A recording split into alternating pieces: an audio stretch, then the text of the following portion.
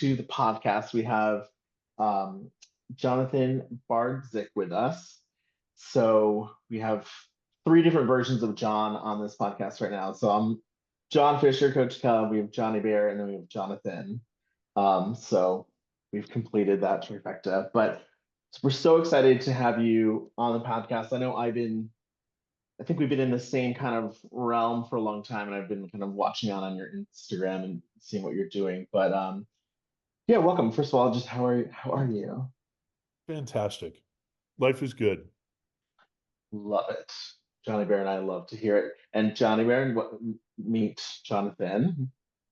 Johnny Bear's a Yes. fellow chef, so I feel like you guys have a good amount of things to talk about. Yeah. Awesome. Yeah, we could definitely get into poaching. That I can do. Other things I can't. Eggs I can do.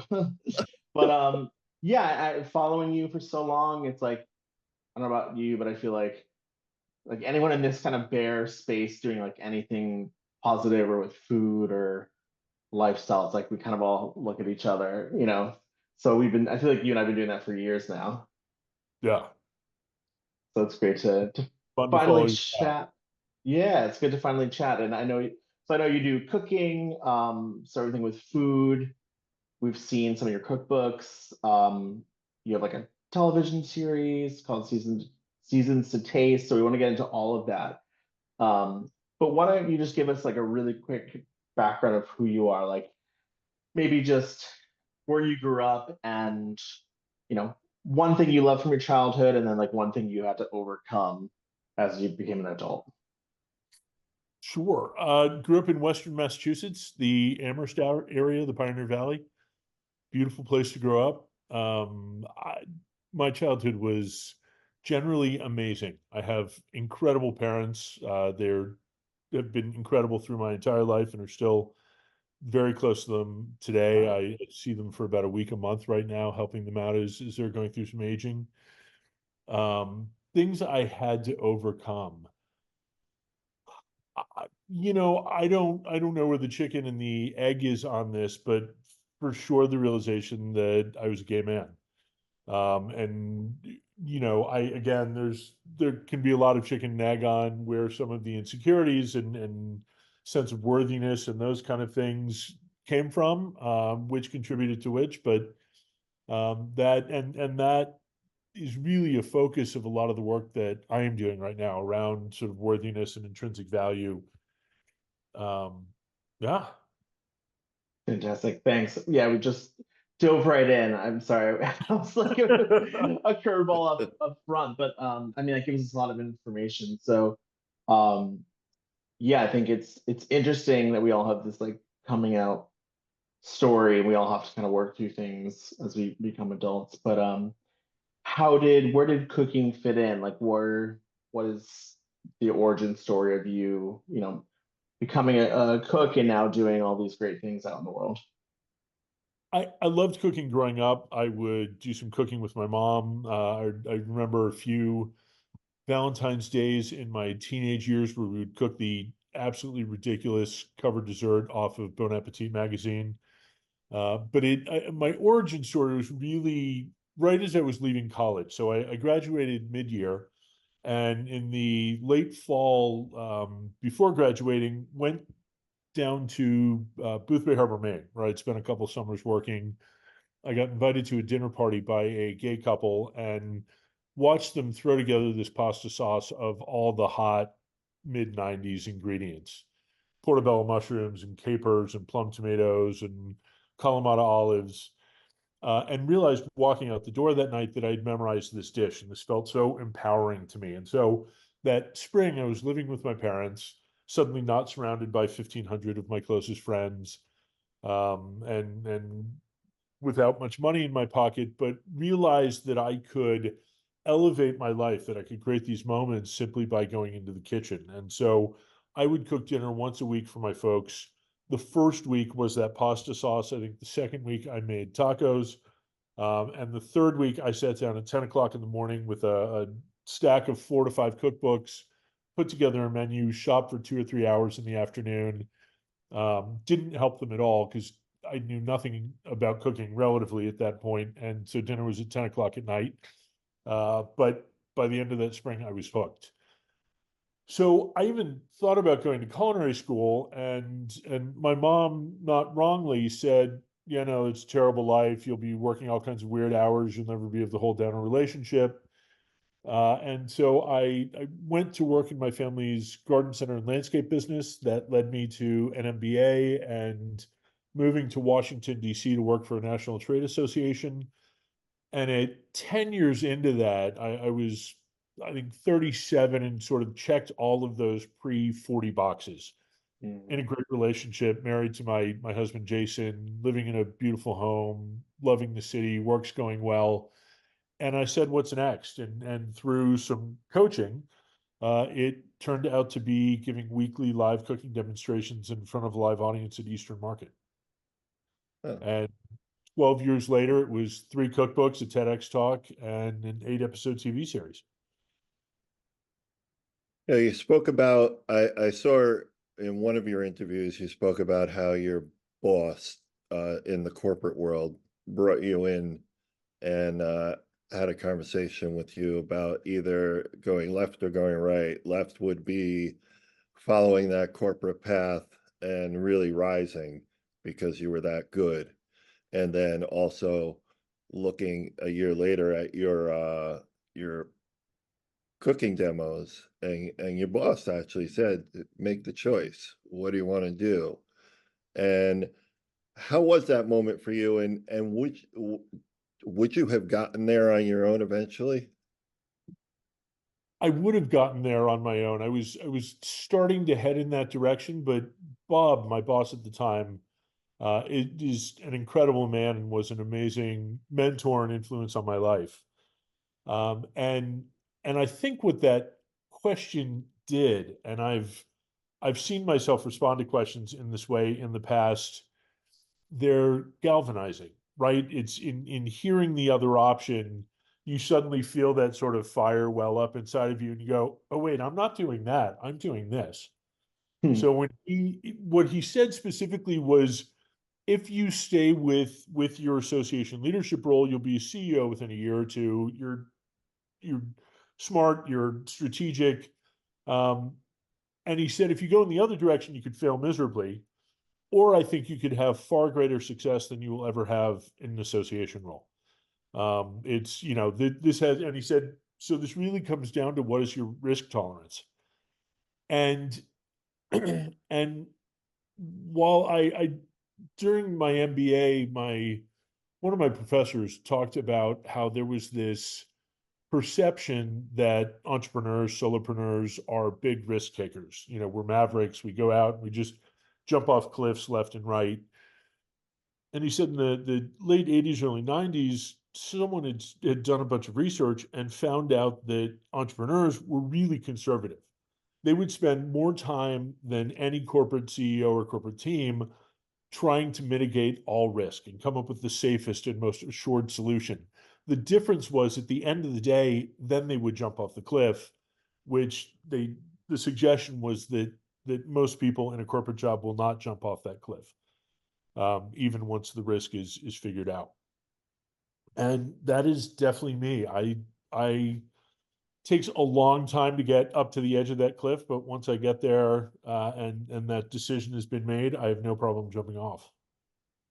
Nice. I love that analogy because I'm the same way. It's like that, everything is very calculated and there's a lot of anxiety and fear, and but then you eventually get to the edge of the cliff, and I'm afraid of heights, so that really stuck with me. But if I feel safe and it's like, okay, I've done everything I need to do, I know that like I'm not going to hit a rock going down, we can jump. So that's great that you took that leap. Have you had the experience so the day that I left my full-time job, that I no longer had a W-2, I went to a bar, Jason set up a happy hour for me, and someone said, "Are you scared?" Hmm. And I thought for a minute, I said, I was terrified a year ago. And I've had this conversation 100, if I've had it 5 times. And I know it so well now. It's become familiar. And so, no, I'm not scared at all. But a year ago, yeah, this was terrifying. Do you sort of like by the time you hit that cliff, you realize that you've processed everything and it may still be scary jumping off, but the decision was made a long time before you got there. Yeah, for me, it was like I left a job in my late 20s and like was originally going to be on like a career path to become a lawyer, and then I moved to New York City and worked in politics. And I just kind of got burnt out, and like my intuition was like, I need to stop and pause. And so I did that, and then I took time to figure out what I wanted to do, which is get into wellness and coaching and stuff.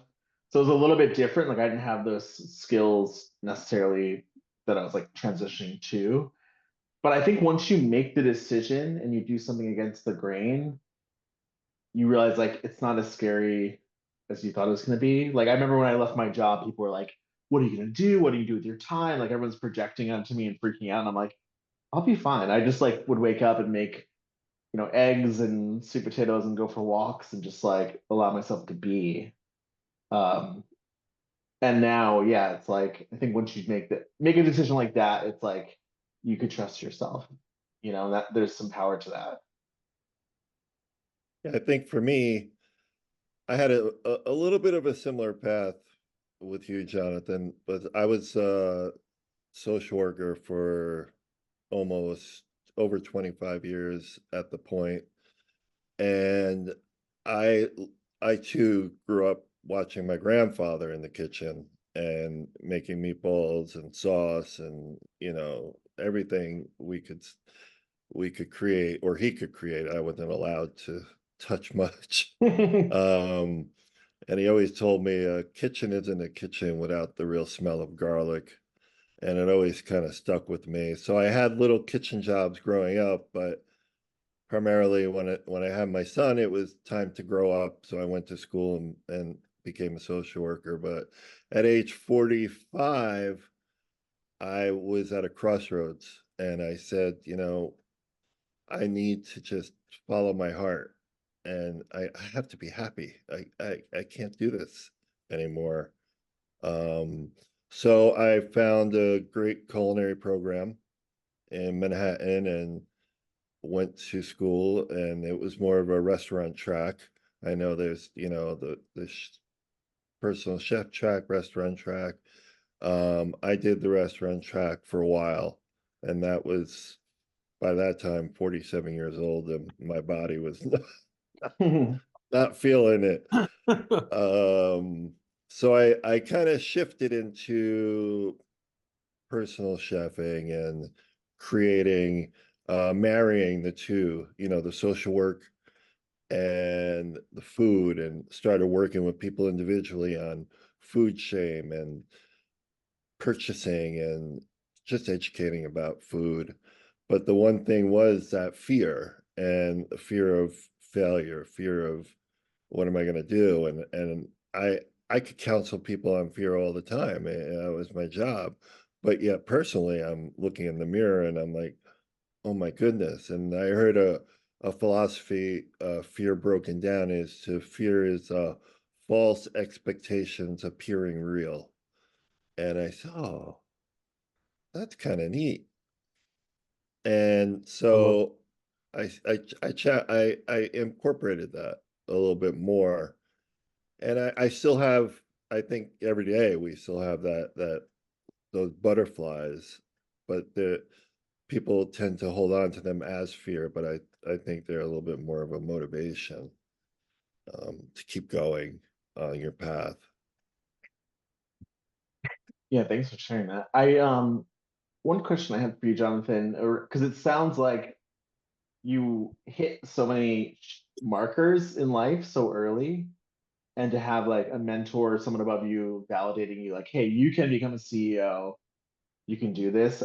I don't know if I'm just projecting my own stuff onto you, but it's like, did that do something to you where you're like, okay, I don't need to prove myself in this direction at this point. Like I already feel good enough about myself and what I've done. Now I can pivot to cooking. Like, was that part of the equation at all? I think the bigger hit was at the end of grad school, I went to talk to the dean of the business school at the University of Massachusetts where I was, and said, "Do you have any advice?" And he and I knew each other, but I'd never been in the classroom with him or anything. So it was just you know, you're high up. I should go see if you have anything smart to say. And what he said to me was sort of similar. He said, "Look, I mean, you've done really well in this program. You're going to be in a high leadership position. Look at the people in the industry that you go into who are in those positions and decide if that's the life that you want to live." And I think that's really what came out of that conversation with Bob was, do I want my life to be an association exec, which I love and have deep respect for the work. But it wasn't my people. And some of that was age and sexuality and everything, but it was also mindset. I mean, I felt so at home at the farmers market and in the small business world and being up in, it was always you, Johnny, you talked about the restaurant track and the personal chef track. I have no culinary formal training.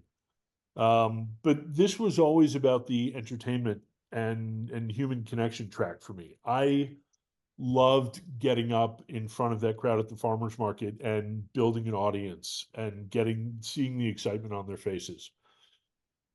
So I th- I think in recognizing that that's what I wanted out of my life, that's what really got me into that jump. And Bob helped me see that so clearly. It was in hearing that question that I saw those two options and realized which one was really going to fulfill me. If you're enjoying this episode, you'll likely enjoy one of my Camp Bear Hug retreats. Now, I'm an outgoing introvert, as you may know from this podcast, and I love small groups. I love getting to know people. I love deep conversations, and I just can't find that all the time in the larger bear community. Don't get me wrong, I love a party, I love a dance, I love a happy hour, but going to a big bear week or a big party is just not a place where I thrive. So I created Camp Bear Hug as a small, intimate setting where we can have deep connections and friendships. We can be vulnerable, but we can also have fun and explore. So I do these stunning retreats in places like Portugal. I do food tours with the same kind of underlying body positive theme in places like New Orleans and in Maine. And I run classes in New York City. If you'd like to learn more and join me for one of these in-person experiences, I swear they are life-changing, and we've had so many amazing people join us so far. Head over to www.coachcub.com/retreats, and hopefully I'll see you in person very soon. On with the episode.